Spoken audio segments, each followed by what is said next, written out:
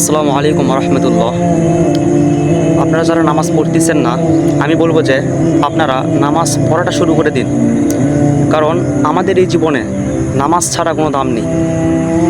আর যে নামাজ ছেড়ে দিয়েছে, আপনি একটাবার চিন্তা করে দেখেন যে নামাজ ছাড়া অবস্থায় আপনার কাছে যদি মালাকুল মউত চলে আসে, আপনি একটাবার চিন্তা করে দেখেন যে নামাজ ছাড়া অবস্থায় আপনার কাছে যদি মালাকুল মউত চলে আসে, আপনার অবস্থাটা কী হতে পারে সেই সময়?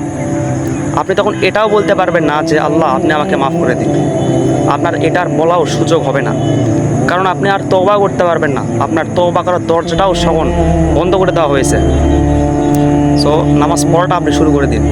কার কি হয় সেটা বলা যায় না, সেটা বলা মুশকিল। তো আপনি যেটাই করেন, নামাজ পড়া শুরু করেন। নামাজ এখনও যদি না পড়েন তাহলে ইমিডিয়েটলি নামাজ পড়া শুরু করেন এবং রবের দিকে তওবা করে ফিরে যান। আপনার রব আপনাকে মাফ করে দেবেন ইনশাআল্লাহ। আপনার রব আপনাকে মাফ করে দেওয়ার জন্য অপেক্ষাই করতেছেন, কিন্তু আপনার সুযোগ হচ্ছে না, আপনার সে সময় হচ্ছে না। আপনি আপনার রবকে সময় দিচ্ছেন না।